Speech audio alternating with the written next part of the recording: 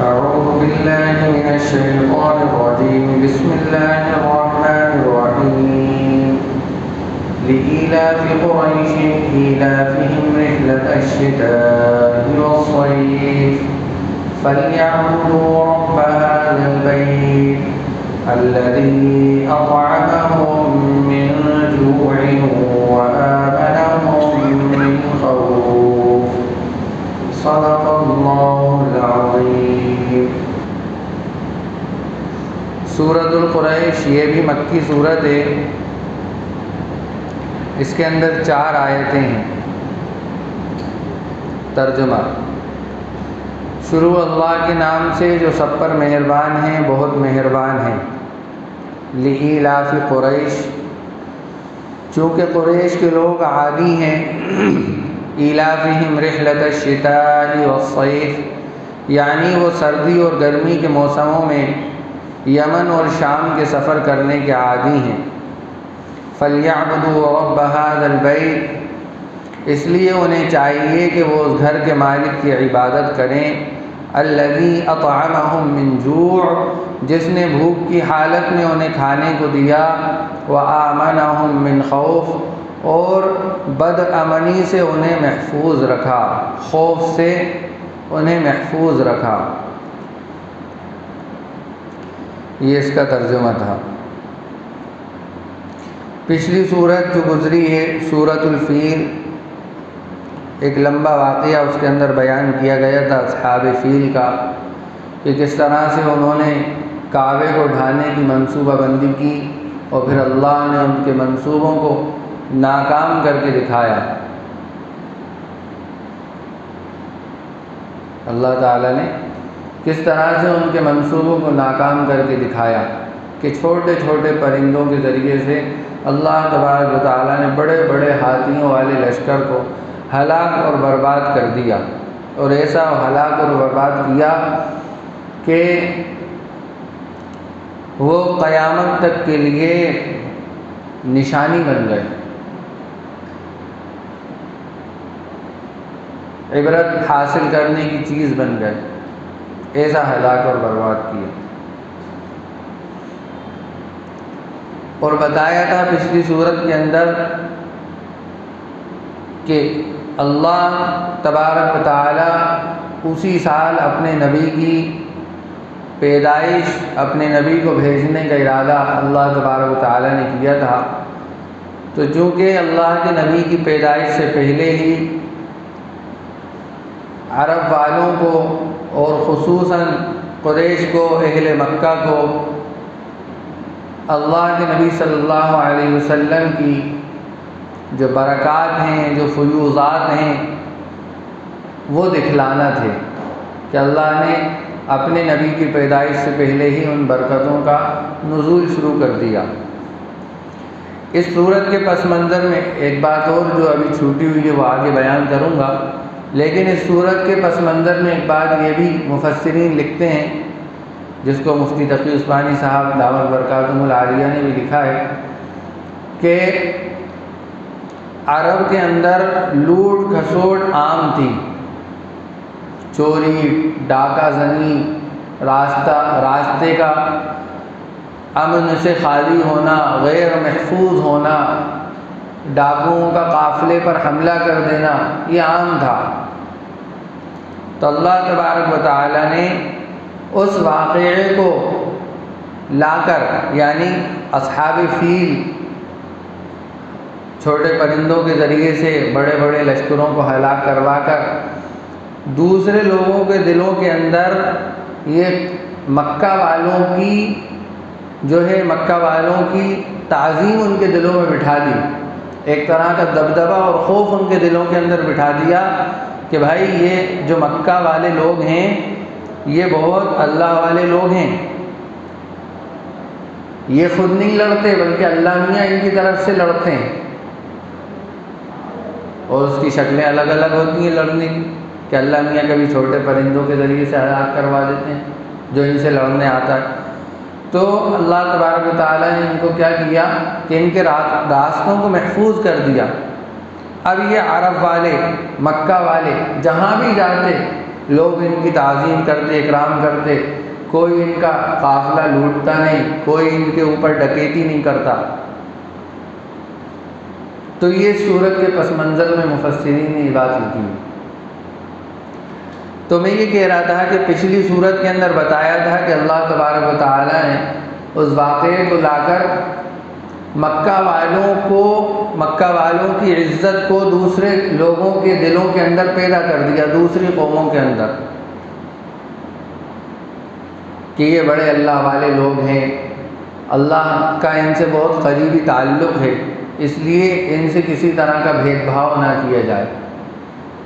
چنانچہ جب یہ قافلہ عام طور پر دو جگہ جاتے تھے، عرب کے قافلے یا تو یمن جاتے تھے یا شام جاتے تھے عام طور پر، اس لیے کہ اللہ تبارک و تعالیٰ نے مکہ کی جو زمین ہے وہاں پیداوار نہیں ہوتی، تو اس لیے ان کو اپنی دوسری ضروریات حاصل کرنے کے لیے ان دو جگہوں کے سفر کرنا پڑتے تھے۔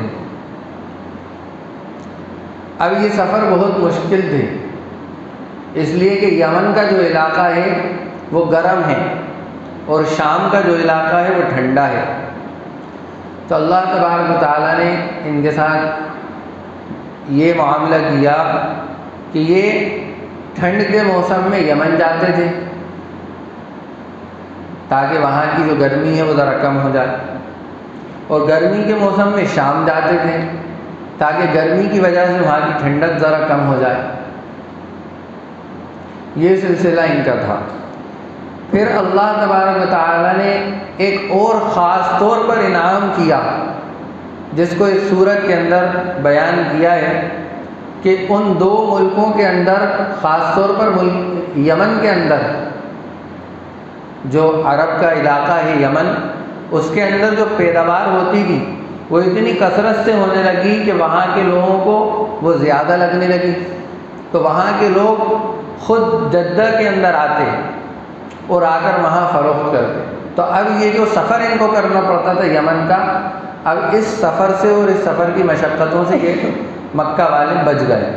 اب یہ کچھ میل جو مکے سے جدہ کا جو فاصلہ ہے ذرا قریبی ہے، وہاں جا کے اپنا سامان خرید کے لے کر آ جاتے تھے۔ یہ خصوصی اللہ تبارک و تعالیٰ نے انعام ان لوگوں کے ساتھ کیا۔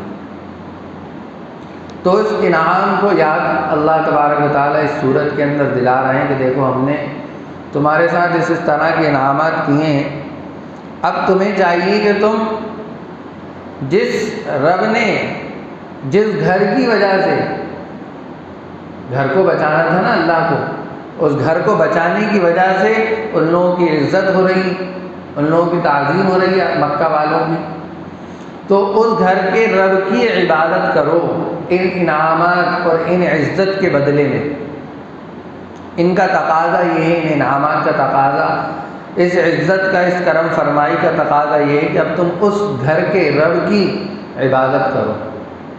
چنانچہ ارشاد فرمایا لإیلاف قریش، کہ اللہ تبارک و تعالیٰ نے یہاں قریش کو خاص طور پر ذکر کیا، اس لیے کہ قریش کا جو قبیلہ تھا، اللہ کے نبی صلی اللہ علیہ وسلم نے ارشاد فرمایا، جس کو امام بیہقی علیہ الرحمہ نے ام ہانی رضی اللہ عنہا کی روایت نقل کرتے ہوئے فرمایا کہ اللہ تبارک و تعالیٰ نے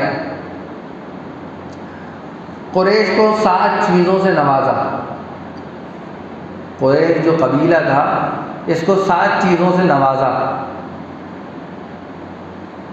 پہلی چیز کہ مجھے ان میں سے بنایا، یعنی میں جو نبی بنا ہوں میں قریش کے اندر سے بنا ہوں۔ سب سے اہم اور سب سے بڑی فضیلت قریش کے لیے ہے۔ دوسری فضیلت یہ کہ نبوت اللہ نے ان میں رکھی ہے، یعنی ایک تو مجھے پیدا کیا اور پھر نبوت بھی اسی میں دی۔ تیسری چیز یہ کہ بیت اللہ کی نگرانی قریش کے ذمے میں لگائی، اس کی حفاظت کی، اس کی دیکھ بھال کی، اس کی صاف صفائی کی، وغیرہ وغیرہ۔ چوتھی جو خاص چیز اللہ تبارک و تعالیٰ نے قریش کو دی وہ یہ دی کہ زمزم کے پلانے کی ذمہ داری ان کے سپرد کی۔ چنانچہ جب آپ تاریخ پڑھیں گے، تاریخ کا، سیرت کا مطالعہ کریں گے تو آپ کو یہ بات ملے گی کہ اس زمانے کے اندر جو طریقہ تھا حج کرنے کا، جب قافلے اور قبیلے آیا کرتے تھے دوسری جگہوں سے، تو یہ قریش خاندان ان کو پانی پلایا کرتا تھا اور اس میں زمزم پلایا کرتا تھا، جس میں عبد المطلب اور ابو طالب قابل ذکر ہیں کہ یہ لوگ خاص طور پر پانی زمزم کا پلایا کرتے تھے دوسرے قبیلوں کو۔ اور پانچویں چیز، اللہ تبارک و تعالیٰ نے یہ ان کے ساتھ اعزاز کا معاملہ کیا کہ اللہ نے ان کی مدد کی ہاتھیوں کے لشکر کے مقابلے میں، یعنی بڑے بڑے ہاتھی ان کے مقابلے کے لیے آئے تھے۔ اور جیسا کہ پچھلی صورت کے اندر یہ بتایا تھا کہ عبد المطلب جب اس ابرہہ بادشاہ سے، اس حاکم سے گفتگو کر کے لوٹے اپنے اونٹوں کو لے کر، تو سب سے پہلے کعبے کے دروازے کی جو وہ تھی، کیا کہتے ہیں اس کو، جی نہیں وہ جو زنجیر ہوتی ہے نا پہلے زمانے میں جو چلتی تھی، کواڑ کی جو مخصوص نام ہے اس کا، سانکر جس کو بھی کہتے ہیں اور بھی دوسرے نام، تو وہ پکڑ کے یہ دعا کی کہ اللہ ہم تو ان کے اس لشکر کے مقابلے کی طاقت نہیں رکھتے، ہمارے اندر اتنی قوت نہیں ہے، ہمارے اندر اتنی طاقت نہیں، گھر آپ کا ہے، آپ اپنے گھر کی حفاظت کے لیے جو چاہیں وہ کریں۔ تو اللہ تبارک و تعالیٰ نے ہاتھیوں کے لشکر سے ان کے مقابلہ کیا اللہ تبارک و تعالیٰ نے، اور ان سے حفاظت کی۔ یہ پانچویں بات کی۔ چھٹی بات یہ کہ انہوں نے اللہ کی اس وقت عبادت کی جبکہ ان کے علاوہ کوئی اور عبادت کرنے والا نہیں تھا۔ عرب والوں نے، قریش والوں نے اللہ کی اس وقت عبادت کی جبکہ کوئی دوسرا اللہ کی اتنی عبادت کرنے والا نہیں تھا، عبادت کرتے تھے۔ اور ساتویں چیز، اللہ نے ان کے متعلق قرآن میں اس صورت میں ان کا ذکر فرمایا اور انہی کے نام سے اس صورت کا نام رکھا گیا، سورۃ القریش۔ یہ 7 انعامات اللہ تبارک و تعالیٰ نے قریش کے متعلق فرمائے۔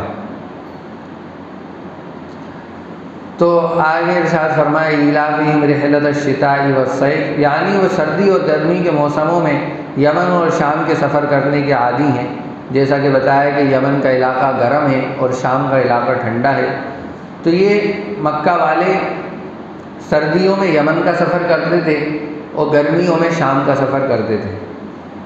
اس کے بعد آگے جو خاص مقصد ہے سورت کا وہ بیان کیا کہ فَلْيَعْبُدُوا رَبَّ هَذَا الْبَيْتِ، کہ اس لیے انہیں چاہیے، یہ سارے انعامات ہم نے جو کیے ہیں، اب ان کو چاہیے مکہ والوں کو کہ وہ اس گھر کے مالک کی عبادت کریں، اس گھر کے مالک کی عبادت کریں۔ الذی اطعمہم من جوع، جس نے انہیں بھوک کی حالت میں کھلایا، کیونکہ انسان کی سب سے اہم چیز انسان کے زندہ رہنے کی وہ کیا ہے؟ کھانا اور پانی، کھانا اور پانی۔ تو اللہ نے ان کو بھوک کی حالت میں کھلایا اور خوف کی حالت میں انہیں امن دیا، یعنی جہاں دوسرے قبیلے خوف زدہ رہتے تھے کہ ارے ہمارا قافلہ لوٹ نہ لیا جائے، تو اس سے بھی ان کو امن نصیب فرمایا۔ چنانچہ حضرت ابراہیم علیہ السلام جب مکہ کی تعمیر، کعبے کی تعمیر کا وقت ہوا اور اس جگہ کو آباد کیا گیا، تو حضرت ابراہیم خلیل اللہ علیہ السلام نے دعا کی، وَإِذْ قَالَ إِبْرَاهِيمُ رَبِّ اجْعَلْ هَٰذَا بَلَدًا آمِنًا، کہ اللہ اس ملک کو، اس جگہ کو آپ امن والی کر دیجئے، وَارْزُقْ أَهْلَهُ مِنَ الثَّمَرَاتِ، اور پھلوں سے ان لوگوں کو نواز دیجئے، ان لوگوں کو رزق پہنچائیے، خاص طور پر من الثمرات، پھلوں کا ذکر کیا۔ چنانچہ آپ جن لوگوں کا جانا ہوا ہے وہ دیکھتے ہیں کہ وہاں جو قسمیں پھلوں کی ہوتی ہیں وہ پوری دنیا میں کہیں نہیں ہوتی۔ ایک گریڈ کا پھل وہاں پہنچتا ہے، فرسٹ کوالٹی، ہر پھل کی فرسٹ کوالٹی وہاں پہنچتی ہے، حالانکہ وہاں پیدائش کے اعتبار سے کوئی چیز نہیں ہے، لیکن اللہ تبارک و تعالیٰ نے یہ دعا قبول فرمائی اور ان لوگوں کا اعزاز فرما کر ارشاد فرمایا کہ جب ہم نے تمہیں بھوک کی حالت میں کھلایا، خوف کی حالت میں امن دیا، اب تمہیں چاہیے کہ تم اس رب، اس کعبے کے رب کی، اس گھر کے رب کی عبادت کرو۔ چنانچہ لکھا ہے مفسرین نے، خصوصاً مفتی شفیع صاحب رحمۃ اللہ علیہ نے معارف القرآن کے اندر، کہ یہ سلسلہ قیامت تک آنے والے لوگوں کے ساتھ ہوتا رہے گا، یعنی جو اس طریقے سے اللہ کی عبادت کریں گے تو اللہ تبارک و تعالیٰ انہیں اسی طرح سے روزی پہنچائیں گے جس طرح سے مکہ والوں کو پہنچائی، اور اسی طرح سے ان کو خوف سے امن نصیب فرمائیں گے جس طرح سے ان لوگوں کو نصیب فرمائیں گے۔ یہ قیامت تک کے لیے اللہ تبارک و تعالیٰ نے سورت کو نازل کر کے ہمیں ایک قاعدہ اور اصول بتا دیا کہ تم عبادت اس طرح سے کرو جس طرح سے ان لوگوں نے کی، تو ہم تمہیں روزی بھی ایسے ہی پہنچائیں گے اور تمہیں محفوظ بھی رکھیں گے۔ لوگ ڈرے ہوئے ہیں، لوگ ڈرے ہوئے ہیں۔ ڈرنا کوئی چیز نہیں ہے، ڈرتا وہ ہے جس کے دل کے اندر ایمان کمزور ہوتا ہے۔ ہم ایمان والے ہیں، اور ایمان والوں کے لیے اللہ تبارک و تعالیٰ نے ارشاد فرمایا وَلَا تَيْأَسُوا مِن رَحْمَةِ اللَّهِ، کہ اللہ کی رحمت سے مایوس مت ہو، اللہ کی رحمت سے نا امید مت ہو۔ تِلْكَ الْأَيَّامُ نُدَاوِلُهَا بَيْنَ النَّاسِ، کہ یہ جو دن ہیں یہ بدلتے رہتے ہیں، ایک سا نہیں رہتے۔ آج ابھی دن ہے، چند گھنٹے کے بعد رات ہے، ابھی بیماری ہے تو کچھ وقت کے بعد صحت ہے، ابھی پریشانی ہے تو کچھ وقت کے بعد آرام ہے، ابھی تنگی ہے تو کچھ وقت کے بعد فراخی ہے۔ حالات ایک سا نہیں رہتے۔ ابھی مسلمانوں کو ڈرایا جا رہا ہے تو آئندہ وہ وقت بھی آئے گا کہ مسلمان اپنے ایمان کو مضبوط کر کر اس معیار پر پہنچیں گے جس معیار پر پرانے گزشتہ زمانے کے اندر اللہ کے نبی صلی اللہ علیہ وسلم کی زندگی اور خلفائے راشدین کی زندگی اور صحابہ اور تابعین کی زندگی میں جو مسلمانوں کا معیار تھا، اس معیار پر مسلمان واپس آئیں گے۔ اس لیے مایوسی، ہمارے شیخ حضرت مولانا سجاد نعمانی صاحب بار بار اس بات کو کہتے ہیں، ہر مجلس میں اس بات کو کہتے ہیں کہ نوجوانوں مایوس مت ہو، قوم کے لوگوں مایوس مت ہو، نا امید مت ہو۔ بار بار، اور میں بہت تاکید سے آپ حضرات کو یہ بات کہوں گا کہ اس وقت آپ حضرت مولانا سجاد نعمانی صاحب کی باتوں کو سنیں، خصوصاً جو 4 کلپ ان کی یوٹیوب پر ڈلی ہوئی ہیں فلسطین کے بارے میں، 4 پارٹ کے اندر وہ ہے، اس کو ضرور سنیں۔ جو باتیں انہوں نے بتائی ہیں، جو نکاح، جو قیمتی باتیں انہوں نے بتائی ہیں، وہ شاید آپ کو کہیں اور نہ ملیں، کیونکہ ان کا جو مطالعہ ہے، اللہ ان کی عمر میں برکت عطا فرمائے، ان کو صحت و تندرستی نصیب فرمائے۔ جو ان کی جو اسٹڈی ہے، ان کا جو مطالعہ ہے، پوری دنیا کے ہر علاقے کے اوپر ان کی اسٹڈی ہے، کہاں کیا ہو رہا ہے، اور ان کا جائزہ وہ قرآن اور حدیث کی روشنی میں کرتے ہیں، اپنے انداز سے نہیں کرتے، قرآن اور حدیث کی روشنی میں ان کو بتلاتے ہیں، اس کو سمجھاتے ہیں کہ دیکھو قرآن نے یہ کہا ہے تو یہ ہو رہا ہے، قرآن نے یہ بات کہی، یہ ہو رہی ہے۔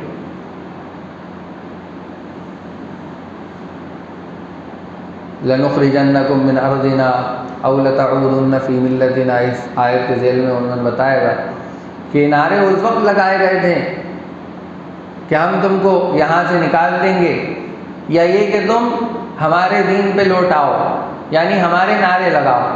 کیا اس وقت نہیں ہو رہا؟ ویڈیو فوٹو نہیں آتے ہمارے پاس کہ جے شری رام کے نعرے لگاؤ، نہیں تو مار دیں گے۔ کہیں امام صاحب کو مار دیا راستے میں، ابھی کی خبر ہے تازی، 2-4 مہینے پہلے۔ تو یہ بات دہرائی جاتی رہے گی اور مسلمانوں کو نا امید نہیں ہونا، اس لیے کہ مسلمان ایمان والوں کے ساتھ اللہ کی مدد ہے، بشرطے کہ ایمان والے حقیقی ایمان والے بن جائیں۔ تو یہ بات اس کے اندر بتائی گئی ہے۔ اور ایک خاص بات اس سورت کی فضیلت میں بتا کر بات پوری کروں کہ قاری ثناء اللہ صاحب پانی پتی رحمۃ اللہ علیہ نے تفسیر مظہری کے اندر لکھا ہے کہ ان کے شیخ نے، ان کے جو شیخ تھے مرزا مظہر جانا رحمۃ اللہ علیہ، انہوں نے یہ نصیحت کی تھی کہ کبھی تم کو خوف ہو، کبھی تم کو بے اطمینانی ہو تو اس سورت کو پڑھ لیا کرو، اللہ تبارک و تعالیٰ وہ خوف وہ بے اطمینانی دور فرما دیں گے۔ تو انہوں نے لکھا ہے کہ میں نے اس کا تجربہ بھی کیا ہے کہ جب مجھے خوف محسوس ہوتا ہے، کسی چیز کا ڈر ہوتا ہے، تو میں اس سورت کو کثرت سے پڑھتا ہوں۔